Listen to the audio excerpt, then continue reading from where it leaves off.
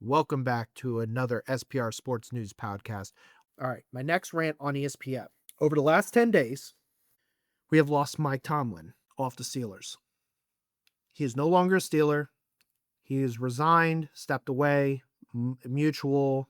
I don't know, maybe they forced his hand and he did it so they could maybe trade him for picks because he's still under contract. They fire him, they can't trade him. So they basically told him he should step away and we'll try to get you off. Someone will ask to trade. We'll get you over there. So Ryan Clark says it's because he's black. Ryan Clark has also said something is because they're hiring someone that's white and they need to hire more black people in these positions. Cam Newton's doubled down on it. It is what it is. But Ryan Clark, his last couple months have been race baiting. And it's pitiful. It really is. I don't care who gets a position, white, black, Asian, Hispanic. I don't give a fuck. If you're good at the job and you're qualified for the job, you could get the job. And then on top of it, he takes any single chance to bury Josh Allen, a white quarterback in NFL, that over the last 3 years has more playoff wins than CJ Stroud. But CJ Stroud was getting massacred with 4 interceptions in one half of football. And he was saying that they need to stick with him. Guys, we need to stop going after him. He's won 3 playoff games in the last 3 years. He's just not having a good half. He'll lock it in. And he's double downing on saying that he needs to just play better but not going after him at all. Saying this is my guy, which is a black man. He does this. He defends black men all the time. And he tries to crucify Josh Allen at any given point he can. Me personally, I will be crucifying Josh Allen myself when we get to that game. So I'm not a white man defending Josh Allen. I am crucifying his ass, but I'm also crucifying CJ Stroud. I'm just letting you know. I don't give a fuck what ethnicity, religion, race, gay, bi, straight. I don't give a fuck what you are. If I'm talking sports, you play like shit, I will bury you. You play good, I'm going to give you your flowers. I don't like Miami football. I still give them their credit for where they got. Will I still talk some shit because I'm a Notre Dame fan? Of course. So let me get into this a tiny bit more, and then we're getting off of the rants because I know this isn't my type of shit. But it has just boiled me over with how bad ESPN has been. And that's one of the reasons I'm doing this. So I could talk about sports and not talk about bullshit, race baiting, porn stars, political stuff. Legitimately, sports is to get away from all of that. It is people being superhuman athletes performing at a cool profession that we hope and we all dream we could possibly be in. Some of us don't dream it. Some of us don't care about sports. But guess what? You're probably not listening to this podcast if you're not into sports. That's what sports are about. Stories like Mendoza, his hometown's Miami. He was a walk-on in Miami and got declined. He was a 2-star recruit. He goes to Indiana. He has a perfect season, and he's the Heisman winner, and he's going to get the number 1 overall pick. Going to the Raiders. That kind of story. You can't make that shit up on the worst franchise in all of college football when it comes to winning. That's why we watch sports. We don't watch sports for fucking porn stars being promoted to kids and watching a man fucking race bait, protecting black men and going after white men. And any time a black man loses a job or doesn't get hired, it's about because their fucking skin color. It's stupid. It's not about skin color. It never was. It's just something that he's doing because it gets people going. This ESPN, oh, look, this is a hot thing. Look, Ryan Clark is now the second most watched clip today on ESPN. Yeah, because he just keeps race baiting and he realizes it works, so he's doing it again. Do I actually believe he's this stupid? No. His quarterback that won him a Super Bowl was fucking white. His O-linemen were white. His offensive coordinator back then was white. His defensive coordinator back then was white. I don't think it's about the white and black thing. I think it's about the ESPN pushing numbers things, and they allow this shit. But Ryan Clark is taking what's given to him, and he's like, all right, then I'm going to keep doing it. They allow it. They can't go after a black man critiquing, like going out and saying like this stuff, because guess what? Hey, I can say this stuff. Like, because what? If you go after me for race baiting towards black people, like going to protect the black man, I can a whole riot and stuff like that. It's pathetic. It really is. You can't be protecting CJ Stroud and burying Josh Allen. You can't be saying Mike Tomlin stepped away and possibly forcibly got stepped away. Guess what? I think Mike Tomlin agreed. That's my opinion. The only one that knows the answers is Mike Tomlin. How about you reach out to Mike Tomlin, your former coach, and you ask him about it and be like, hey man, this won't be going on air. I want to know what's going on. Like, are you good? Did they force you to move away? Whatever. And he may tell you, I can't tell you. Legitimately, Ryan Clark, you have one of the few people that could actually reach out to him and be like, hey man, love you. Want to see what's going on. How you doing? How's the family doing? Are you good? And wanted to know, like, hey, did you guys mutually separate, or did they push your hand and they're trying to use you to get a pick or something? And he might tell you the answer, and he'd be like, I could tell you, but you can't put it on ESPN or anything. And you could be like, yeah, that's fine. You are one of the few people that could. And instead, you just go out and start race baiting against the organization you played for. An organization that got you a championship that you love playing for. You talk so much and you still love the Steelers. You immediately race bait them. You put shame to their GM and their ownership. And an ownership that has been very reliable over many years. It's not like some of these other ownerships, like the Clippers in the 2000 teens, or Washington Redskins quite a few, not too long ago, with their bullshit, which was race related. Now you're putting shame on non-proof bullshit, and it does tarnish their name. People that paid you, that legitimately you talk about how much you love the organization, you love the management, the ownership, you loved everything. There is clips of you saying all of this. It's pathetic. It's stupid. You shouldn't be doing it. And ESPN, you should stop allowing this bullshit with the race stuff and let them talk about fucking sports. And stop showing child pornography at this point. Because at that point, it's child pornography. She's legitimately nipples hanging through her shirt. No bra at the first thing. And she's wearing scandalous stuff every game. And probably one of you guys said, hey, we're going to show you on TV. Try to not be showing the nips or something. She wasn't. Like, but at the same point, she's still wearing somewhat scandalous. Because she has to promote her name, her brand.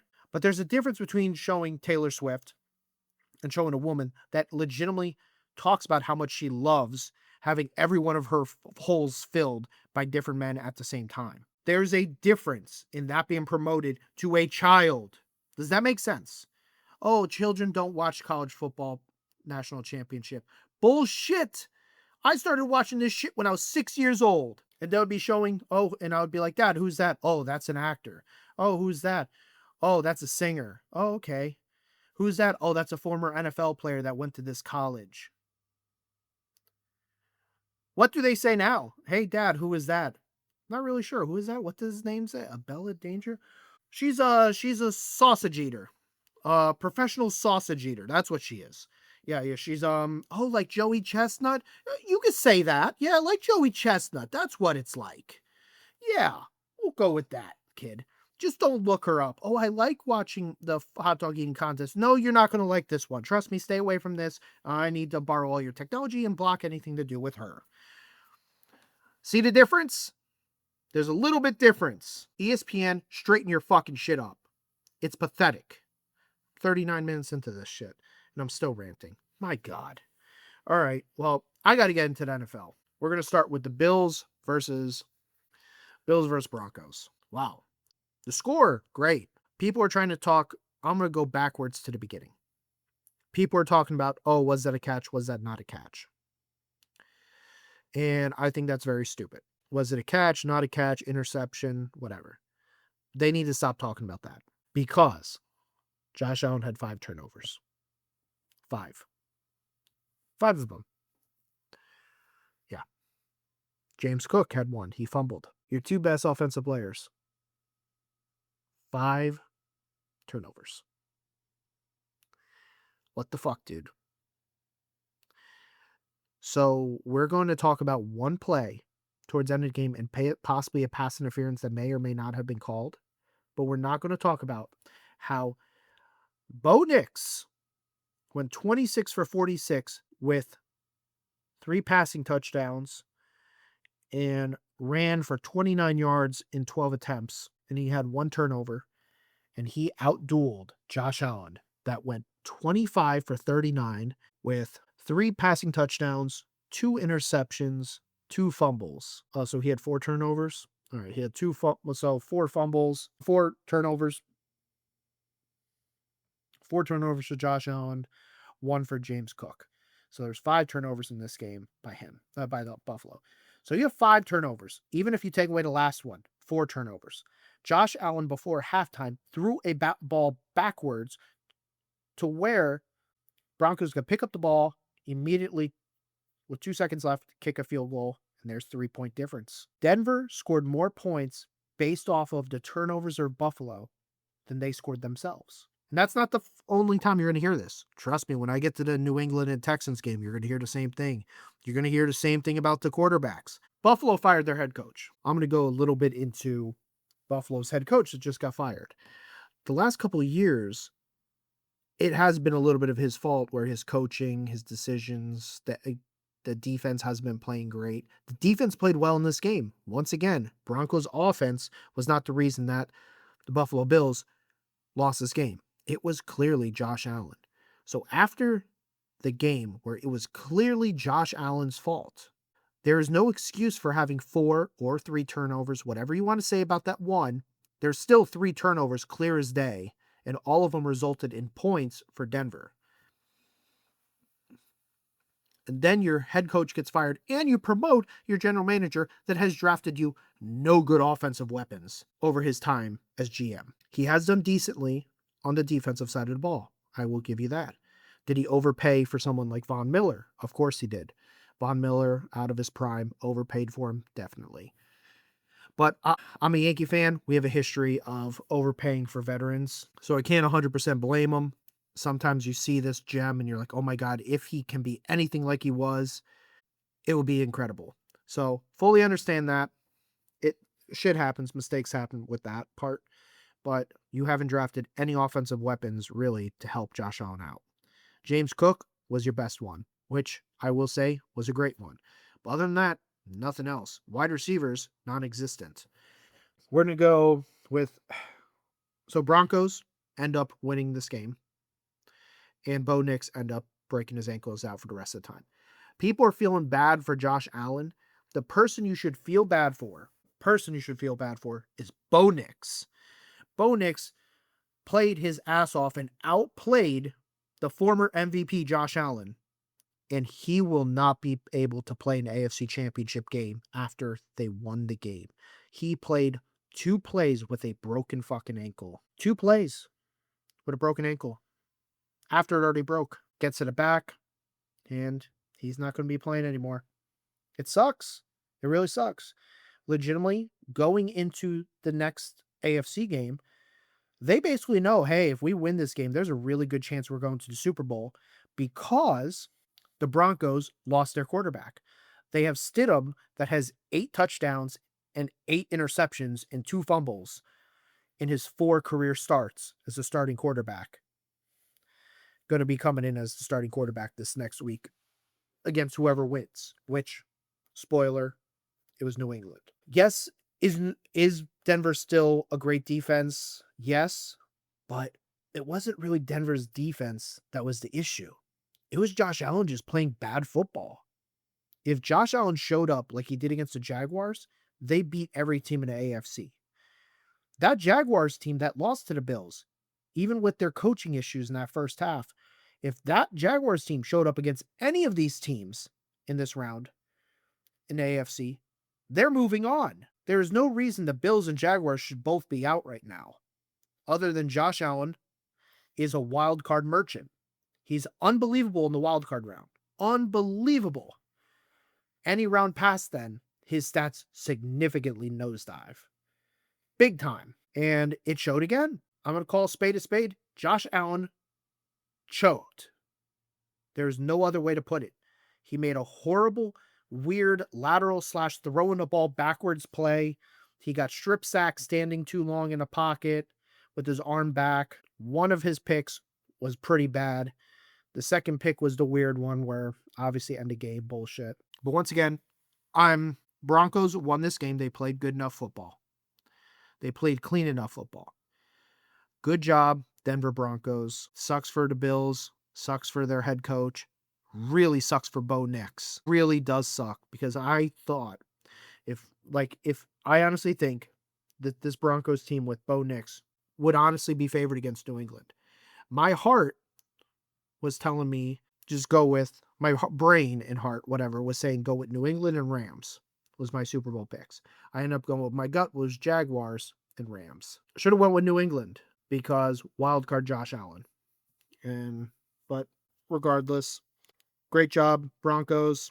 It sucks. I hope you can still play your ass off and hopefully give New England a run for their money, if not beat them. But if not, it's just crazy how New England legitimately no Nico Collins for the Texans. Obviously, they played a choke artist Chargers with no offensive line. Now, no quarterback in AFC champion. It's insane.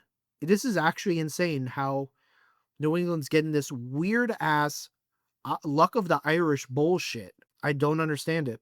Watch, whoever makes it to the Super Bowl, they're going to have kidney stones or something. And it's insane. Legitimately, the Celtics in 2024 had the same fucking thing. The best player on every team they played got injured. The whole way through, except for the finals. In the finals, the best team got beat, and then immediately that team got beat, just so Luka, that doesn't defend anyone, and no defense, got crushed by the Celtics. So it's weird. Sometimes you got to get lucky too. To win a championship, you need to be good, consistent, and lucky. Guess what? Patriots are being good, consistent, and they definitely fucking have some luck. Broncos were the same thing. They were good, consistent, and they had luck on their side until they didn't. All right, let's get into the Patriots. Patriots won. But did they? Did they win, or did the Texans offense, meaning one player, lost? So, the Patriots won the game 28-16. 21 of those points were off of turnovers by the Texans. So only 6 points, no, not 21, 22. So 6 of those points were based off of Patriots getting the ball by a kickoff or a punt and then returning it downfield and getting field goals, 2 field goals. Every other score was based off of a turnover by CJ Stroud or other Texans players. CJ Stroud's had 5 or 6 turnovers in this game. It was obnoxious.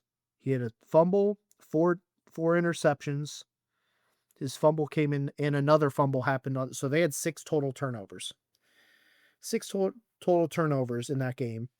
Drake May had 1 turnover, but he threw for 3 passing touchdowns. Pretty efficient, 16 for 27. A little less than he normally does, but still. Then you had CJ Stroud, 20 for 47. Horrible. 1 passing touchdown, 4 interceptions, all in the first half. He had his fumble in the second half, and on top of it, someone else on the team had a fumble too while they're in field goal range, and New England jumped on the ball. Houston's defense, a historic defense, got wasted by CJ Stroud. CJ Stroud, legitimately, on every single other football team in NFL, used their starting quarterback. 31 of the 32 quarterbacks were better than CJ Stroud. I'm not even joking. Tua would have been better than CJ Stroud. Yeah. Let's name some bad quarterback. Geno Smith would have played better and actually beat New England first week of the year, but Geno Smith would have played better than CJ Stroud did this game. Mr. 9, whatever the fuck his name is, he would have played better than this. Daniel Jones would have played better than this. Mendoza, that just won the fucking national championship, would have played better than that. That was possibly the worst quarterback play I have ever seen in postseason history. Right after I just said the previous week that was some of the best defense I have ever seen in NFL history played in a game the previous week against Pittsburgh Steelers. And you waste it because your quarterback sucks. I don't care who the quarterback is. If they have 4 turnovers in the first half and it's still a close enough game, you get him the fuck out of there. Same thing with a goalie. I've seen it. Vasilevsky, Tampa Bay Lightning. I've seen him benched after a second period because he's given up 4 goals. It's happened. Sometimes it's just not your day, and that's where a head coach needs to realize it's not this guy's day and take him out. But guess what? They stuck with him. They stuck with their number 2 or number 3 overall pick, and this is what they're stuck with, is losing to the Patriots in really miserable fashion, and it was all CJ Stroud. And a little bit of coaching, because the coaching should have pulled them. It was still a doable game at halftime. It was a 7-point game. That is doable. They fucked themselves. So, Stroud, horrible. Horrible. Great rookie season. Second season, you were injured a bit. This season, you just weren't good. And then this postseason, you really weren't good. It was bad. Here you go. CJ Stroud's passer's rating was 28.0. A passer rating, if you spike the ball every single play that you get it, would have been 39.6. So he had 11.6 points less than if he decided just to spike the football every single play the rest of the game. That's insane. I cannot believe this. And honestly, if he did that, they probably would have won. They would have probably won like a 6-3 game. I'm not even joking. That defense was that good and it was wasted. I'm so upset for that defense. I feel bad for Bo Nix on the Broncos, and I feel bad for the Texans defense. Those are the two I feel bad. Congratulations to New England Patriots. Like I said, consistent, a little bit of luck, but still, you were consistent. You were good and consistent. Good job. Whew. Man, this is a rant podcast today. All right. Next, we're going to go into the NFC. This is funny that this is probably the cleanest football game of the weekend. This is insane. All right. With only 1 turnover in the game. Actually, no, there was 2 turnovers, but still the cleanest football of the game. 2 turnovers was San Francisco going to Seattle. Final score was 6-41. 6-41. Sam Darnold only threw a ball 17 times. And his Walker ran the ball for 116 yards, 19 carries. Charbonnet, unfortunately, will be out the rest of the postseason. It looks like he tore something in his knee. Unfortunately, that does suck a lot, but Walker looked great. So guess what? They're going to have to rely on him. He's going to have to be what he was a couple years ago. Smith and Jigba needs to step up. I don't know where the fuck he's been. But at the same point, Darnold only threw the ball 17 times. They didn't need him. Honestly, I don't know. Maybe they just legitimately do what Peyton Manning on when he retired, where they rely strictly on the defense. They realize how good it is. They realize how good their special teams is too. They start the game off with a kickoff return for a touchdown. It's already 7-0. Already. And the 1 interception Purdy threw was a pick 6. So it's just, there's a fumble also some point in the game. I don't remember who was the one that fumbled it, but someone on San Fran also fumbled it. It was an unbelievable play by Seattle. The guy was falling and he stripped it out while falling. It was a beautiful fucking play. Seattle looked easily like the best team. The only thing that scares me is still Sam Darnold. But the thing is, 12 for 17, 71%, 124, 1 passing touchdown, been sacked twice. That's it. They ran the ball a bunch. Their defense put them in great field positions. Bunch of sacks, bunch of tackles for losses, didn't let any run game go. Like McCaffrey only got 35 yards rushing. Brock Purdy got 37. Very, very, very, very good game by Seattle Seahawks all around. Offense did plenty enough. Defense, unbelievable. Special teams, unbelievable. San Fran, your run came to an end. Great year. You shouldn't have been here with how injured you were. It was coming to an end. Seattle, if they play like they did today, just like how Buffalo played or the Texans played the previous week, like if they just stay consistent at this and luck's on their side where they don't get injuries, Seattle Seahawks is going to win the Super Bowl. There's no ifs, ands, or buts. If they played like they played this game, where their special teams plays great, their defense plays great, their offense plays efficient and smart, they don't have to be good. No turnovers, which they had none, and just be patient. They do that, they win. They win a Super Bowl. Simple as that. I know it might not be the most fun, but guess what? What's fun is putting that ring around your finger, having a championship. Sam Darnold's story will be incredible. That will be something I'll recap if it happens. All right. So great job, Seattle. There's not much to talk about. It was the cleanest football game of the weekend with 2 turnovers, and it was 41-6. People still say the Bills game was good. It was not good. There's nothing good about that many turnovers. There's nothing good about the Texans-Patriots game with that many turnovers. Now we're going into the last game that only had 3 turnovers, which was Caleb Williams all in the first half, throwing 3 interceptions, but then in the second half looked really good and made one of the craziest plays in the fourth quarter. I will have to say, I know this is recency biased, but Caleb Williams at this very moment, if I had to make a franchise, would be a top 5 quarterback in NFL. You would have Pat Mahomes, Josh Allen, even with Josh Allen's issues. And honestly, we'll see what Caleb Williams does next year. We might be talking about moving him up to like 2 or 3. Lamar Jackson, even though, once again, he's had issues in the postseason, but Caleb Williams hasn't done enough. Then you would have to argue for 4 and 5. Matthew Stafford, you'd have to put up there. Joe Burrows. Joe Burrows can't stay on the fucking field, though. So it's like, and he's only been to the postseason twice of his 6 years or 5 years in the NFL. And he's just been injured the whole time. So it's kind of hard to pick him. But if he can stay healthy, yeah. But the thing is, Caleb Williams has been healthy the whole time through his 2 years. So it's like, he hasn't been injured. So right now, Caleb Williams is a top, and you can say Jalen Hurts. I'm like, no, Jalen Hurts won because of his system and having the highest paid offense. That's Caleb Williams is better than Jalen Hurts. I'll die on that hill, 100%. Dak Prescott, Caleb Williams is better than him. Like Brock Purdy, okay, now we could talk a little bit about that one too, but I'm going to go Caleb Williams at the moment. So Caleb Williams, if I had to build my franchise to make it to Super Bowl, he's a top 5 quarterback for me. It's a crazy take. Matthew Stafford had a great game. Just no touchdowns, no interceptions. Played clean football. Well, I'm not going to say great. He had a good game. We'll say good. Good game. Because 20 for 42, 48% not great. 258 yards. All right, that's good. Kyron Williams, 21 rushes, 87 yards, not the greatest. It was cold weather. The Rams were not used to that weather, I will say. They did not look comfortable in that weather. Bears kept talking about it, and guess what? They were right.